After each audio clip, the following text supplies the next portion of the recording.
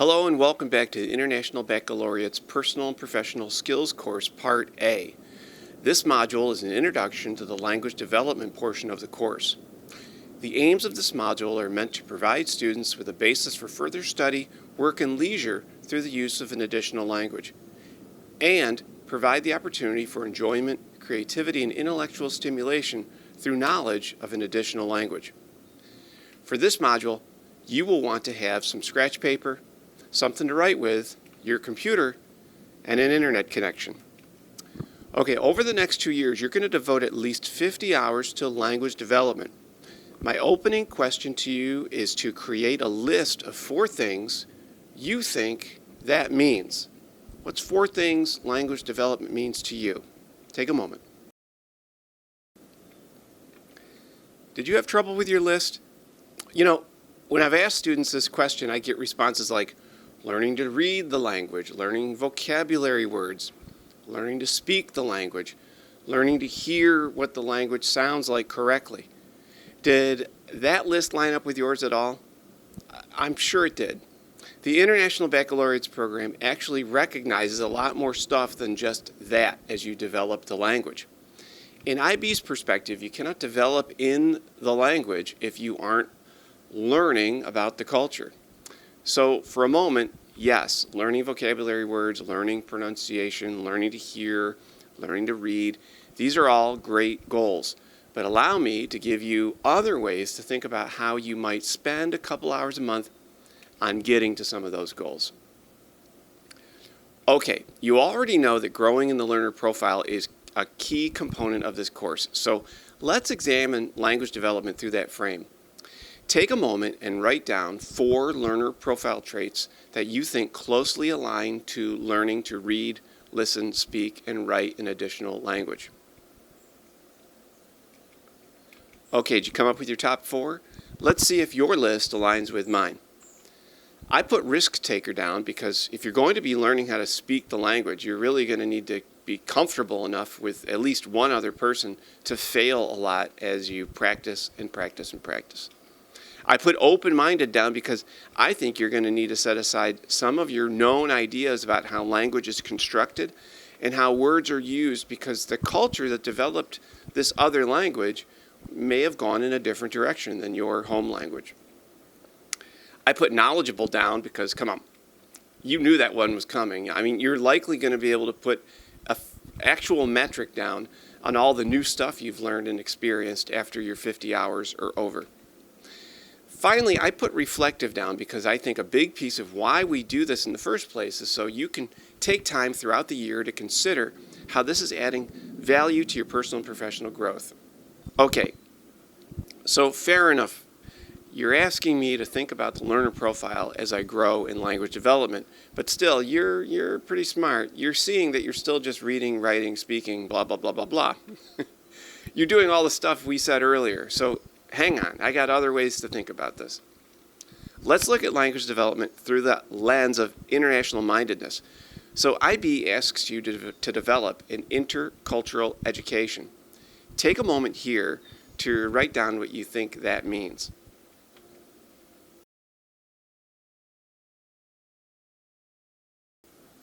All right. You know, I'm actually interested to know what your answers were. I found myself struggling when I first trained in this course to come up with a good way to think about intercultural education and the value it brings. And this is what I've come to understand. In education, if you ever train to be a teacher, there's a particular approach to learning called constructivism, or a constructivist approach. This is a fancy teaching word that simply means that instead of the teacher telling you what you're going to learn, the student decides what they'd like to learn, and they work alongside a facilitator that guides them in that process. Think of it like taking a film class. Instead of learning all the different pieces in isolation and then putting it all together to make a film at the end, a constructivist approach would ask you to start at the end, to start making movies right away. And as you are trying to build the movie in your mind, you're learning the skills along the way. So with our language development piece, we are taking a constructivist approach. I'm asking you to study really whatever you want to that is of interest to you. So you may start by connecting things that are of interest to you in your new language, like let's say you play a sport. You can research the most popular sport in the country where that language is dominant, find out the rules of that popular game and what do they call their referees and how do they cheer the crowd and on and on. Or let's say you're a musician. What popular songs have been written in your language study? What instruments are used? What rhythms? How about the language they use when they write the lyrics? Are there themes that come up that are common in these songs? Okay, in my background, I have improvisational comedy in it, so I love language. So if it were me, I'd be looking up ways to say funny things that I'm saying now, or I'd look up popular turns of phrase in that language that I might convert to English and use on stage. Or if you're passionate about social issues like global warming or human rights, you might explore, hey, what's going on in that country where that language is dominant to see how those issues are being debated, addressed, or exacerbated. All these examples are part of, guess what? Intercultural education. You are taking your culture and bringing in another culture to sit side by side, not in judgment, but in joyfulness, as this process is going to deepen your overall understanding of the things that are of interest to you.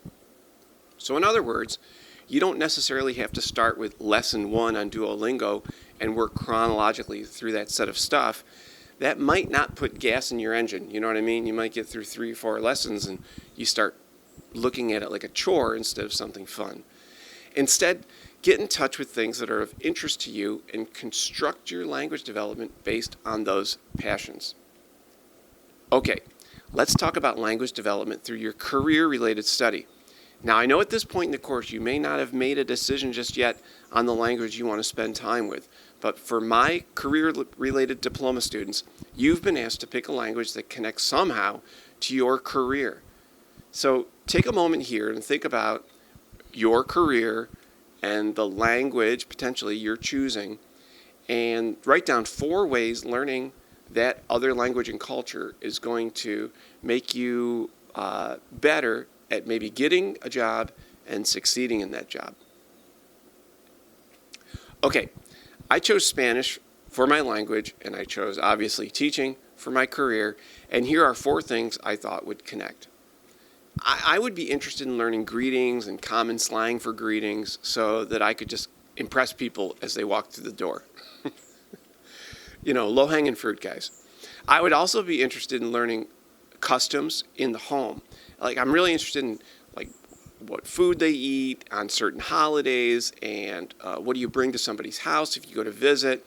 All these things would be really useful if I ever interacted with students or colleagues on a home visit. And if I flipped it a little bit and I said, hey, what if I actually end up working in that country where that language is dominant, I would, let's say I was going to go to Spain. I'd want to know more about the common signs and symbols they use in that community so that I could get around and not get a ticket if I'm driving and find the bathroom when I need to. And this one is probably more if I was going to be working in Spain again, but I would want to know how to apply for a job there, what websites do they use, what does their resume look like, what do they value in their teachers, things like that. Did my list look at all like yours? I hope you see through this model that approaching your language development through your career lens could send you into some really interesting directions that maybe you hadn't considered.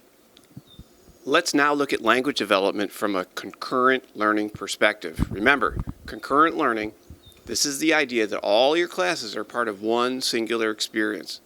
So take a moment, and for this activity, don't consider your language class a class. Let's assume you don't have language on your schedule. List 3 ways you can use language development to unify 3 of your other classes. So for this activity, let's just be specific. How can you connect language development to math, science, and history? Take a moment. Okay, did you struggle with that? I think part of the struggle is getting past the I'm doing this for a grade thing. You need to think about how can what I'm learning here add value to what I'm learning there. and don't worry so much about the grade. Worry about you. So here are a few ideas I came up with and something you might want to consider. In math, you might look at the country where your language is dominant and do some research to see if any great mathematical thinkers came from there. If so, who were they? What did they do? And then I might bring this information to my math teacher and ask that teacher if this in any way connects to what we're doing in the course. And a lot of our math classes are integrated, so chances are the math teacher is going to say, oh yeah, that connects here, here, and here. In science, I know I have to build a lot of data tables, but I don't think there's a requirement to do it just in English. I could be wrong. So I would take a data table that I'm building for class in English, and I would work to convert it to the language I'm studying. I might also look, as long as I'm getting into it, I might look at the colors they use in the country to indicate certain things. So, like for example, red is like bad here, and green is good here in America.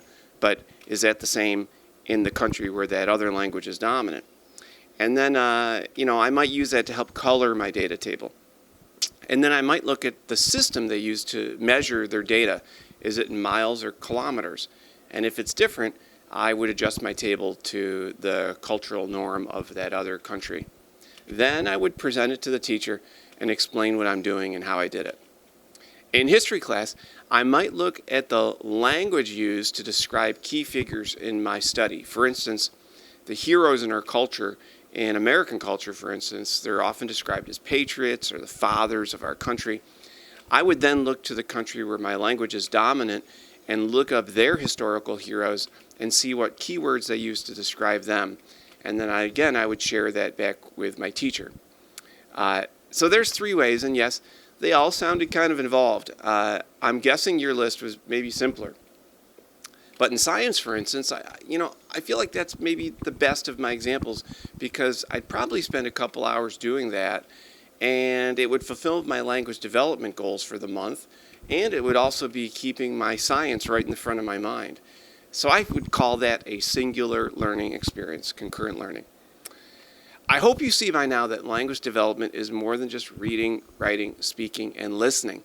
It is how you decide to explore those things. The how is critical because if you do that correctly, you'll be building meaning off of the things that are important to you. Constructivism.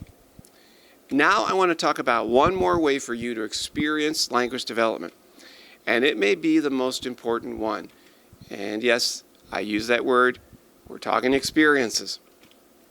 Take a moment here to write down 3 experiences you might be able to participate in as part of your language development process.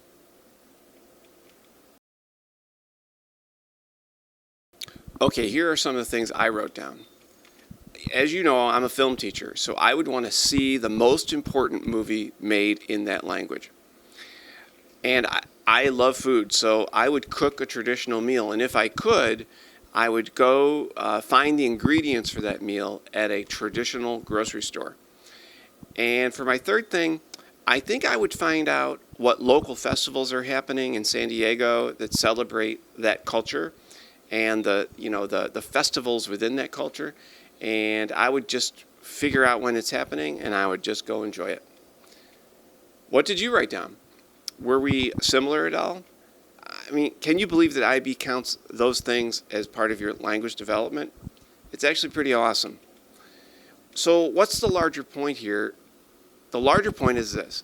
I want this language development piece to be fun for you, and I want this to add value to your life. I'd like to end this module by looking at how IB expects you to track your language development. The first thing IB requires is a profile to be created. This profile is going to be created in 3 separate documents. I've attached all 3 in the module. First, you should complete your language questionnaire. You should take around an hour to complete it. Next, you will need to select the language you wish to develop, and you should assess your current knowledge using our standards-based grading perspective. That should take you about 30 minutes, but might take you longer if you're really not sure yet on the language. Make sure you choose your language well. Finally, there's a document for you which goes over different things you might want to start learning based on the ability levels you struck out in that previous document. And with the help of that chart, you will complete the last document in your profile, which asks you to set some initial goals for the year. What are some things you'd like to spend 20 hours doing this year? The next thing IB requires is for you to reflect on your experiences. You will notice in our Google Classroom there are 7 reflections throughout the year that are required.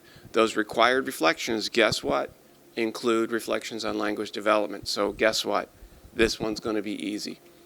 And the last thing IB requires of you is evidence. So when you go to reflect, you will always have the option to upload something that was part of your overall experience for that period of learning.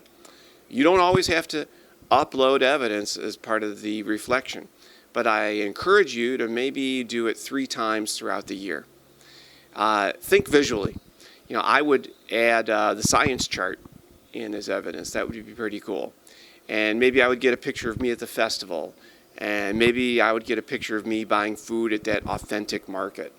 The evidence here should be easy to capture and really help us to see what you've been doing. For evidence, I would strongly discourage test scores, quizzes, things like that. Screen capture of Duolingo. Those are just, boring. No offense. Get in there, live some life, take some pictures, show us what you're doing. So that's it for me. Good luck completing and turning in those 3 required documents that are related to the IB language development profile. I'm really looking forward to seeing the languages and the development activities that you choose right out of the gate. Thanks very much. In this module, we kicked off the language development section of the Personal and Professional Skills course. The aims of this module were to provide you with a basis for studying your language, a basis for workshopping your language, and a basis for you to engage in leisure activities with the use of an additional language. Additionally, an aim in this module was to provide you with a path forward for this language development component to bring you enjoyment, spark your creativity, and stir you intellectually. Thanks again.